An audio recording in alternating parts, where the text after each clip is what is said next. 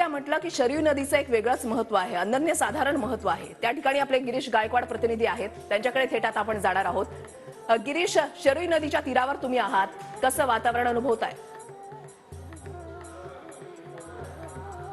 नक्कीच अगदी आल्हाददायक आणि आनंदाचं जल्लोषाचं उत्साहाचं वातावरण आहे। हा स्वाभिमानाचा क्षण आहे, आनंदाचा क्षण आहे आणि 500 वर्षानंतर प्रभू श्रीराम अयोध्येमध्ये विराजमान होत आहेत, त्याचा एक वेगळाच आनंद या संपूर्ण जनमानसामध्ये पसरल्याचं चित्र सध्या पाहायला मिळतंय। मी शरयू घाटावर आहे, आपण पाहतोय साधू संत या ठिकाणी नाचू लागलेले आहेत, दिवे सोडले जात आहेत, अभ्यंग स्नान केलं जात आहे आणि संपूर्ण शरयूचा जो तीर आहे तो स्वच्छ करण्यात आलेला आहे, सुंदर करण्यात आलेला आहे आणि त्यासोबतच या ठिकाणची जी दृश्य आपण पाहतोय, एकीकडे नौका ज्या आहेत त्या रांगेमध्ये उभ्या आहेत, दुसरीकडे एक भव्य दिव्य असं व्यासपीठ उभारण्यात आलेलं आहे। पाण्यामध्ये हे व्यासपीठ आहे आणि 25 फुटाच्या या व्यासपीठावर आता पूजा केली जाणार आहे। पंतप्रधान नरेंद्र मोदी ज्यावेळी रामलल्लाचं दर्शन घेणार त्यावेळेची सगळी जी लाईव्ह दृश्य ती सुद्धा या शरयू तीरावरती भक्तांना पाहता येतील। आज सकाळपासूनच भक्तांची रीग या ठिकाणी लागलेली आहे। पहिली आंघोळ केल्यानंतर रामलल्लाचं दर्शन घ्यायचं आहे, प्रभू श्रीरामाचा जप करायचा आहे। जो प्रेम से बोलो जय श्री राम, सारे बोलो जय श्री रामचा नारा जो आहे तो संपूर्ण आसमानात घुमताना आपल्याला स्पष्टपणे ऐकू येतो।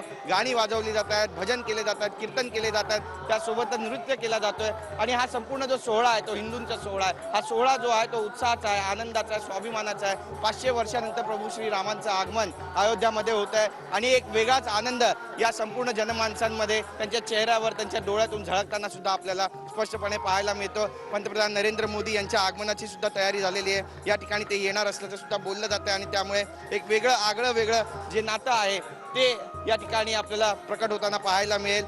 काहींनी म्हटलं आहे की भक्तीसाठी फुले आनंदानं भिजली आहेत, श्रीरामाच्या पूजेसाठी आज अयोध्या पूर्णपणे सजलेली आहे। गुढ्या पताका तोरण सजलेत, अभंग नौका कंठातून दाही दिशा गाजली आहे। आज अयोध्या सजली आहे, आज अयोध्या सजली आहे आणि अयोध्या कशा पद्धतीने सजलेली आहे ती सुद्धा आपल्याला या ठिकाणी स्पष्टपणे पाहायला मिळते। शरयूचा तीर आहे, पवित्र असा तीर आहे आणि एक प्राचीन आणि एक ऐतिहासिक असा तीर मानला जातो। विविध घाट आहेत या ठिकाणचे आणि संपूर्ण घाटावरती प्रभू श्रीरामाचे झेंडे, प्रभू श्रीरामाचा जयघोष जो आहे तो स्पष्टपणे ऐकायला आज रामनामाचा जप हा फक्त अयोध्येमध्येच नाही तर देशाच्या कानाकोपऱ्यामध्ये घुमतोय। रामनामाचा जप केला जातोय कारण साहजिकच गेल्या कोट्यवधी वर्षांपासूनचं, असंख्य शेकडो वर्षांपासूनचं आपलं स्वप्न जे आहे ते साकार होत आहे। प्रभू श्रीराम जे आहेत त्यांची प्राणप्रतिष्ठापना आज होतीये। धन्यवाद गिरीश।